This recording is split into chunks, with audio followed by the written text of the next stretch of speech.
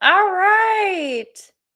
Do you wish that you could sing whatever you want and enjoy the sound of your own voice? Great to see you guys. Welcome to the Voice Mood. I'm Olivia Peck, your local millennial voice teacher. Okay, today I'm answering this week's questions from the YouTube comments. And of course, you can ask questions right now. So go ahead, drop them in the chat. Hey, Chris is here. Uh, and I'll do my very best to give y'all my advice as a voice coach. Hey, the whole gang's here. All right. So, we're going to be covering a lot of topics today. We've got a question about the uvula, voice placement, microphones, reading music, a lot about tension. I'm definitely going to spend time on tension because that came up a couple of times this week and it always comes up in lessons with my students. So, we're definitely going to talk about that today. So, we'll kick things off. We'll start out with the uvula question. This was the first one. Um, this was the first one. So, this I won't out this question person because it's sort of personal. He's talking about how his uvula is a little bit long. So, and he might want to get it surgically, taken care of. This is a real thing, guys. So, of course, I went to my Facebook group of voice teachers and I was like, is this a thing? Because I didn't know. Yes, it's a thing. People do get their uvulas shrunken. They get their soft palate sort of, you can laser it. And of course, we talk about the soft palate a lot. And he was wondering if this happens, is this going to affect my voice? Yeah, it probably will affect your voice. Is it a deal breaker? Does it mean you can't sing? No, no. There are people out there who get their uvulas lasered and shrunken. It depends how much they shrink it or laser off. But you can have that procedure done. So yeah, that's first question of the day. Uh, yes, and thank you. I got a comment just now about the studio class yesterday. Thank you all, those of you who showed up for that. It was a free class. I'm sure I'll do another one in the future. I'm definitely going to be doing some more group classes in general. So if you're interested in something like that, go ahead, go to oliviapeck.com and you can like fill out the little form and let me know if you're interested in something like that, and I'll keep you in the loop. Um, and yeah, I did used to I've had a couple of voice channels over the years. So, fellow creatives, I think you know what it's like to restart your YouTube channel, your singing channel. It's such a journey. Yeah. Okay, next question. So Kevin asked, I enjoy and learn from your videos, especially about the soft palate, smiling when singing. I now think of the following when singing. He has a great breakdown here. Sing high, grow the face in a vertical plane. Mixed voice, stretch the face sideways. Low voice, think about my boots. Is it working for me? Okay, this is really cool. I love this comment. I always ask my students, how do you feel? How do you feel? You know, what do you think about this? Because at the end of the day, I'm not teaching you just teaching how to sing. I'm teaching you how to teach yourself. So that when you leave my lesson, you have your own vocabulary, your own idea of your voice and what feels good. That is, I think, the best way to go about teaching singing because we're all very different, but I can kind of lay the groundwork a little bit. I love how Kevin says when he sings high, he thinks vertical. When he thinks mix, he thinks wide. And when he thinks low, he says, think about my boots. And, if that works for you, if you're getting results from that, who am I to say, that's wrong? I think that's great. If you're getting results from your own, made up language of singing, and there's a lot of in here that makes sense to me, like grow the face vertical. Oh, that makes sense to me. Smiling really helps mixed voice, so it makes sense. And I think that this is a great way to describe it. So, Kevin, I think you should trademark your description of the different voice placements. And yeah, I did in my old channel. I did have blonder hair. I used to bleach it. Okay, I haven't done that in a while. Okay. So here's from at Sid24. Thanks for doing these Q&As. They're so helpful. Geez, I really hope so. I love doing them with you guys. I love hearing your questions. Sorry if you've answered this, but what do you recommend for recording while practicing? I feel voice memos can be really helpful, but sometimes feel it plays back a bit muffled, maybe due to the room, distance from the phone. Does a real mic offer any additional benefits? If so, do you have any mic recommendations? Okay, great question. This is really important. So if you guys are recording yourselves, do take that into account. If you don't have anything to record yourself or except your phone, except for a tape recorder, I don't know what you have. Just factor it in before you have the proper equipment. Factor that in because the way that it sounds coming through your phone speaker is different than when you wear headphones. I highly recommend listening through headphones. But yeah, what do you record with?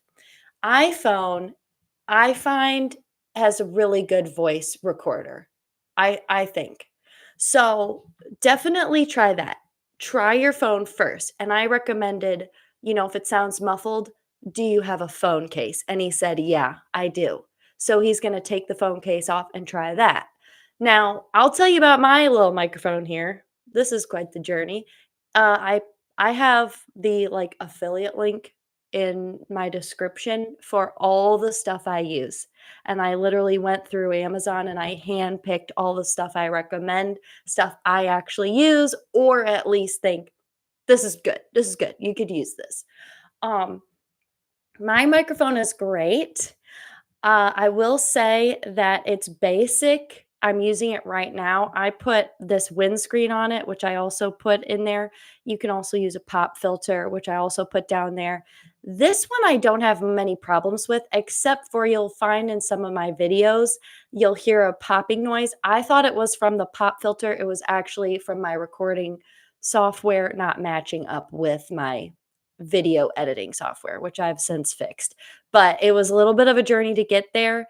It's a condenser mic, so that's what I would say. That get a basic mic to start off with. See how it goes. Okay, we have a question in the chat. I'm gonna jump to this.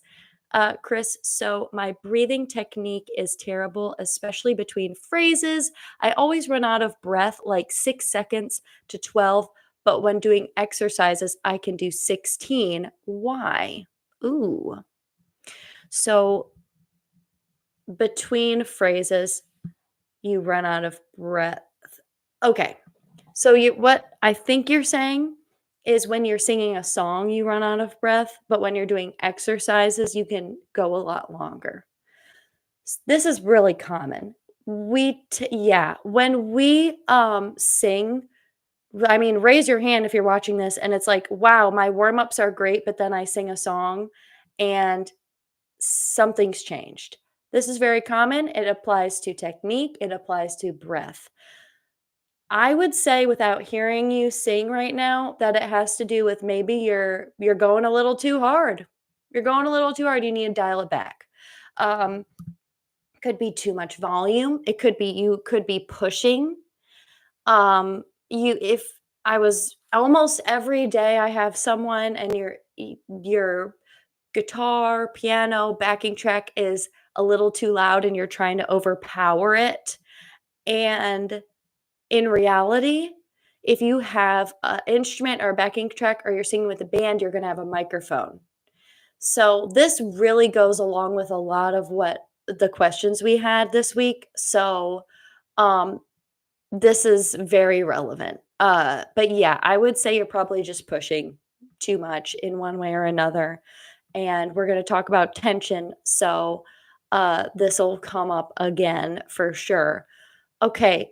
At Sheena McDuffie 4156 says, hey Sheena, by the way, if you watch this, I can read musical notes when I play my clarinet. I didn't understand how to read musical notes in my church hymnal book to sing the song.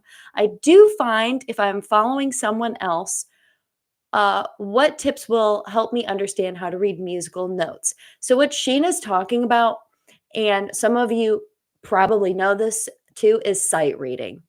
It's a little different for singers, isn't it? Sight reading's a little different. If you're playing an instrument, you are literally plugging in the notes to your instrument. You don't have to know what the note sounds like. You're playing the instrument. I don't have to know what a C sounds like if I play my piano. It just pops out. I press the C. When you're singing, not all of us have perfect pitch, okay? So, the basics of learning to sight read. You could do this a few different ways. Here's what I recommend. If I wanted to learn how to read music for singing, I would get in front of a piano or iPad. This is my iPad piano. I have with me all the time. It's really convenient. And I would recommend learning some, five finger scales. So da da da da da da da da da. Okay. Learn some different keys. Start C sharp, D sharp. I have I didn't expect to talk about all these little things today, but it totally it totally fits. In the description, I also have a adult beginner's piano book that I recommend that my friend who's a piano teacher recommended to me. So it's solid. I've used it with students before. You can start to learn piano, just the basics. You can play piano for yourself for your warm-ups, and you'll start to connect the dots. Where does a B fit in my range? Where does a C fit in my range? You'll start to kind of see that those gradual steps and feel them in your body and hear them. And it's kind of like connecting all three. Okay, and that's just kind of scratching the surface. If you want to get better at intervals and all that stuff, that's where I recommend maybe learning solfege. It's kind of babyish, but boy does it work, and I flippin' love solfege. I am such a nerd. It's so fun. So what's solfege? Do, re, mi, fa, sol, la, ti, do. Sorry, I just wanted to show off my hand signs. Okay, it's really fun. Raise your hand if you love solfege. Okay, I love solfege. And if you learn solfege, not only you can learn the hand signs, it connects motion, that whole kinesthetic learning, motion with the notes, with reading the notes. And that's my favorite. As someone who here's a question, a villain in her era. Wow, you get the award for the coolest name here. Okay, as someone who finally discovered their vibrato by accident just by learning more and practicing proper technique, what are some steps you suggest in my progress to actually control my vibrato? Ooh, okay. I just made a video about this. It's going to go up on Tuesday. I'm really excited. And I really, I really hope it helps because the thing about vibrato that I always say is it's a byproduct. As someone or you probably have discovered this already. It's like vibrato comes out when your voice is free and it's controlled with your breath. So when you're trying to control it, I haven't heard you, but I'm going to say you probably are trying to control the speed of it and how wide it is. So maybe you want a little shimmer, a little shimmer. Or maybe you want okay, two different things. The second one was more wide. I controlled that with my breath. And my breath, what's it called? How much I'm pushing my breath, not necessarily pushing, but using my breath and volume. And you can kind of play with that. The thing about vibrato is, as you've discovered, if all of this is relaxed, so your tongue isn't getting in the way, your jaw isn't controlling it. Oh, you'll see singers do that sometimes. Okay, that's the way some people do that. Um, if this is all relaxed, you can use basically just volume control, managing your volume and your air to kind of control that vibrato. And in her Villanera says, yes, sometimes I need to learn to tone it down. My vocal range is closer to alto or contralto. Okay, yeah, honestly, I would play with volume. I would play with placement. Are you placing it more in your head voice or more in your mix? That also affects vibrato. And I'm glad you asked this because it's a little more advanced than what the video is that I made. The video is more about discovering vibrato, but this would be step 2. So let's say you find your vibrato. Step 2 is controlling it with volume, even controlling it with vowels. But notice how it's all about these like sort of external things like breath, face shape. It's not about controlling it in here. It's all those like other technique things that you're doing anyways. And so that's a really good question, and I hope it helps you. Um, okay, so we're moving right along, and we've got Terrell. Cool video. What does threading the needle mean?